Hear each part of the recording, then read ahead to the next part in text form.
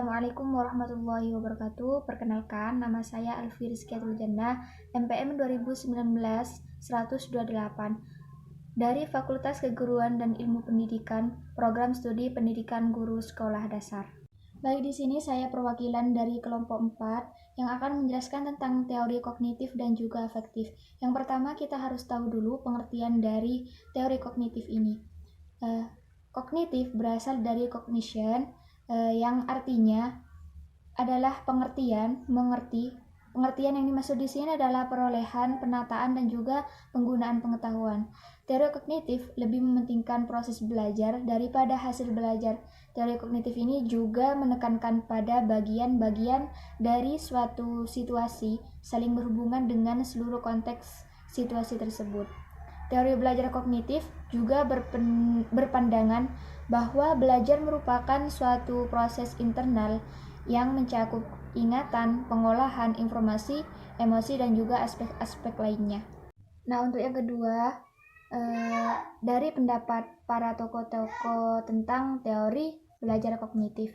Yang pertama, menurut Jean Piaget, menurut beliau perkembangan kognitif merupakan suatu proses genetika, yaitu proses yang didasarkan pada mekanisme biologis yang dimana perkembangan sistem saraf menurut Piaget belajar terjadi secara 3 tahap, yaitu asimilasi, akomodasi, dan juga ekuilibrasi. Sedangkan menurut Jerome Barner, konsepnya adalah belajar dengan menemukan discovery learning.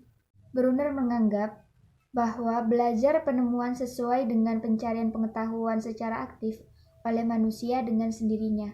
Menurut berpendapat bahwa dalam proses belajar dapat dibedakan menjadi 3 tahap, yaitu tahap informasi, tahap transformasi, dan juga tahap evaluasi. Mungkin hanya itu saja yang dapat saya sampaikan. Kurang lebihnya mohon maaf. Assalamualaikum warahmatullahi wabarakatuh. Assalamualaikum warahmatullahi wabarakatuh. Saya Nurul Firdayati Arifin dari kelompok 4. Nah, di sini saya akan menjelaskan tentang prinsip-prinsip belajar kognitif. Nah, prinsip-prinsip belajar kognitif itu ada 4. Yang pertama adalah pembelajar aktif dalam upaya untuk memahami pengalaman. Nah, di sini pembelajar itu mencoba untuk terus aktif dalam upaya memahami tentang pemahaman. Yang kedua adalah pemahaman bahwa pelajar mengembangkan tergantung pada apa yang telah mereka teliti dan mereka ketahui. Selanjutnya adalah yang ketiga, belajar membangun pemahaman daripada catatan. Nah, di sini seorang yang sudah belajar itu dapat membangun pemahaman daripada hanya mencatat saja. Yang keempat adalah belajar adalah perubahan dalam struktur mental seseorang. Selanjutnya adalah kelebihan dari pembelajaran kognitif. Yang pertama adalah menjadikan siswa lebih kreatif dan mandiri. Yang kedua adalah dapat meningkatkan motivasi siswa untuk belajar. Yang ketiga adalah dapat meningkatkan kemampuan siswa untuk memecahkan masalah. Serta yang terakhir adalah dapat membantu seorang guru untuk mengenal siswa secara individu sehingga nantinya dapat mengembangkan kemampuan setiap siswa. Mungkin hanya itu yang dapat saya sampaikan, kurang lebihnya mohon maaf. Wassalamualaikum warahmatullahi wabarakatuh. Assalamualaikum warahmatullahi wabarakatuh. Perkenalkan, nama saya Nur Azizatun Niza, NPM 2019-1001. Di sini saya akan menjelaskan mengenai kelemahan teori belajar kognitif. Yang pertama yaitu teori ini tidak menyeluruh, bisa digunakan oleh tingkat pendidikan. Artinya di sini ada beberapa tingkat pendidikan yang tidak bisa menggunakan teori belajar seperti ini. Kemudian yang kedua yaitu teori ini dianggap sulit untuk dipraktekkan karena seringkali merasa bingung ketika memahami unsur-unsur kognitif yang menjadi bagian-bagian yang lebih jelas.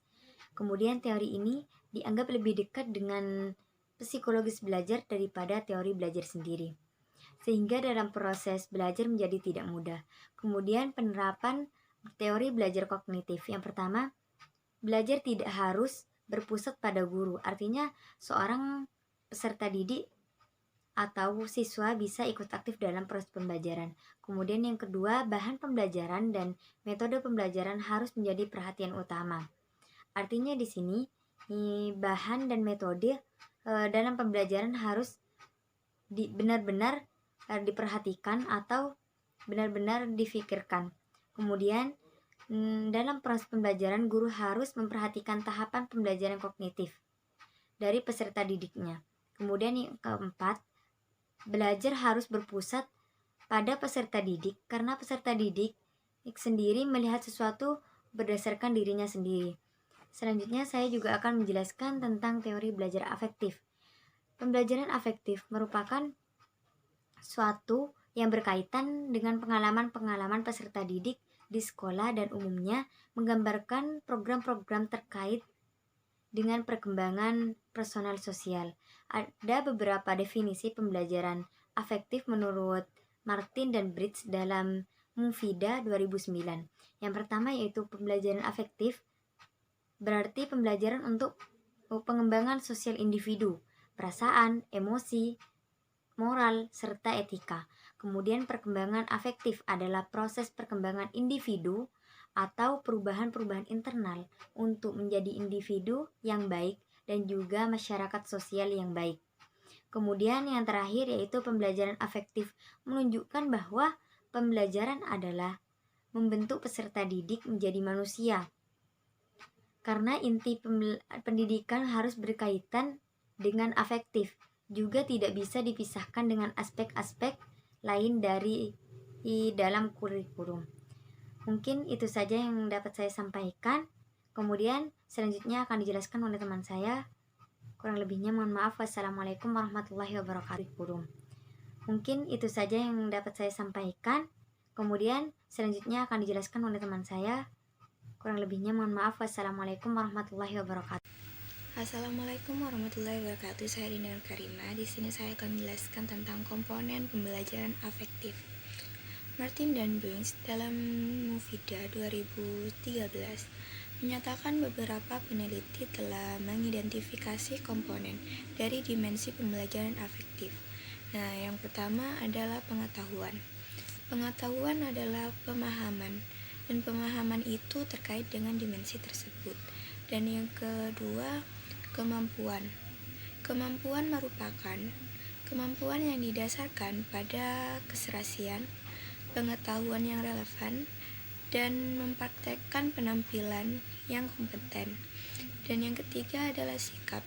Sikap merupakan respon positif atau negatif untuk mengevaluasi referen.